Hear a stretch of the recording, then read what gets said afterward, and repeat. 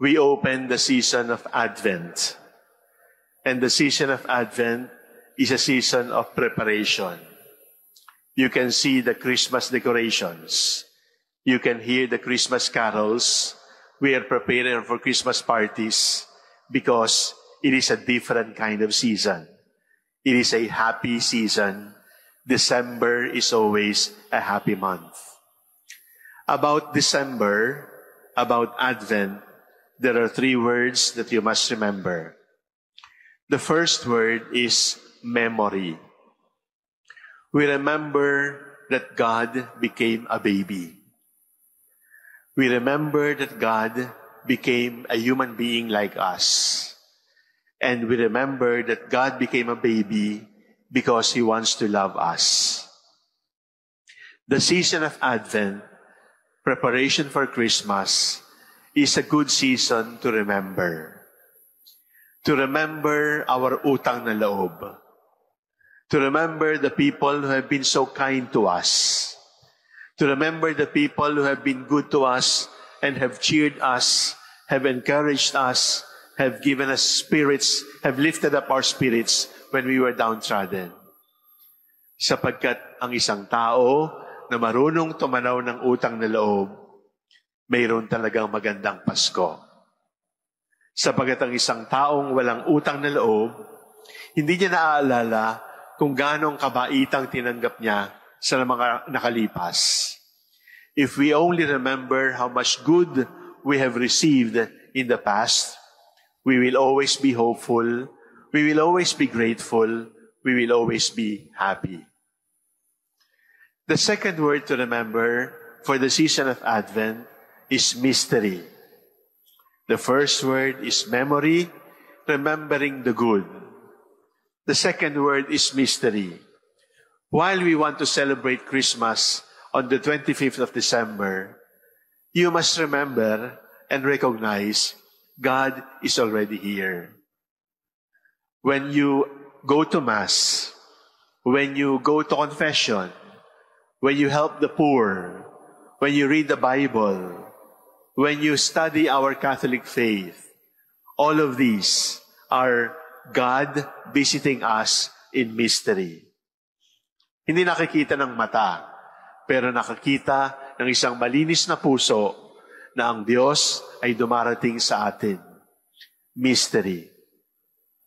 God comes to us in happy occasions, in the birth of a child in the family, in passing the nursing board exams like yesterday, in graduating from college, in being able to get your first house, in being able to get your first gadget, in receiving your first salary.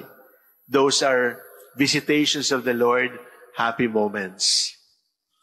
But when a parent dies, when we are touched by sickness, when we are touched by problems, when we are betrayed, God still comes to us in mystery.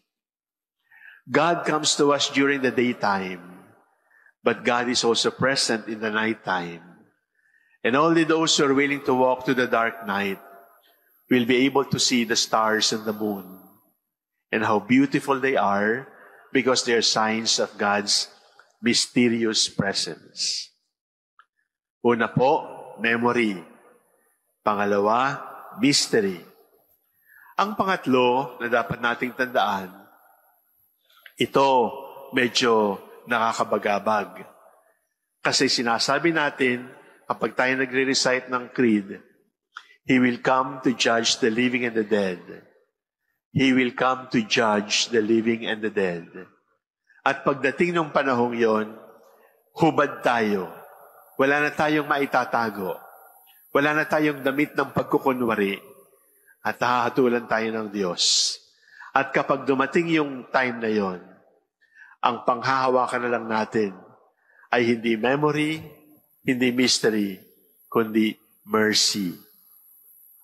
Mercy, ibig sabihin, hihingi ka na lang ng awa sa Diyos. Sapagkat sa harap ng Diyos, sasabihin ng Diyos sa atin, alam ko na yan. Nakalusot ka sa pulis. Nakalusot ka sa parish priest mo. Hindi naalaman ng asawa mo ang panluloko mo. Hindi naalaman ng magulang mo ang panluloko mo. Pero alam ko, at wala nang maitatago. At sasabihin ko sa lahat ng nakakakita ngayon, ito ang tunay na ikaw.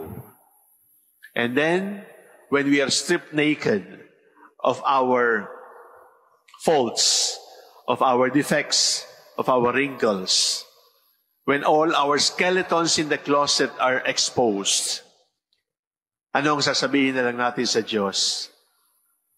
Lord, have mercy. Wala po akong may pagmamalaki sapagkat ako'y taong sinungaling.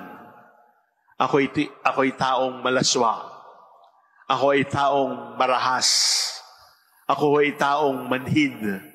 Ako ay taong sakim. Ako ho ang lahat-lahat ng ito. But please, Lord, look with mercy upon me.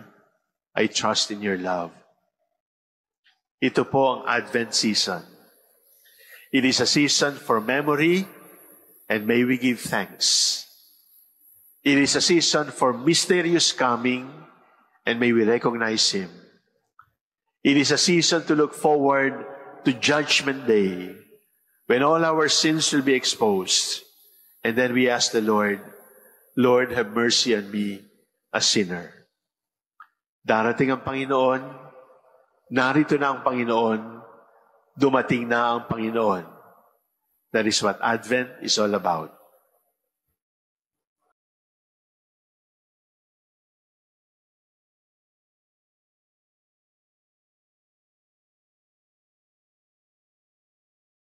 Yung mga kakuyan, walang sawang sumuporta sa akin. Like and share po at follow niyo rin po ang aking YouTube channel mga kakuya, Jonathan TV Vlogs and Jonathan Mix TV Vlogs mga kakuya sa second channel ko at sa aking FB page naman, Jonathan TV Vlogs Official. At sa aking TikTok account naman, Jonathan TikTok Official mga kuya. No? I-promote ko rin ang cares, confession, adoration, Rosary, Eucharist, and Sacramentals po mga kuya. Palagi ko po yan ipopromote bilang Kristiyano. Napakahalaga po yan mga kuya para sa pang-araw-araw nating pamumuhay na kailangan talaga ay nasa state of grace po tayo palagi mga kakuya. No? So muli at mag-ingat at magsaliksik at ako yung lingkod, ako'y lubos sa papasalamat sa inyo. Ang pasalamat at papuri ng lahat ay sa Diyos, sa ngalang Ama, Anak at ng Espiritu Santo, at God bless po sa ating lahat mga kuya. Mabuhay po tayong lahat mga kuya. Maraming salamat po.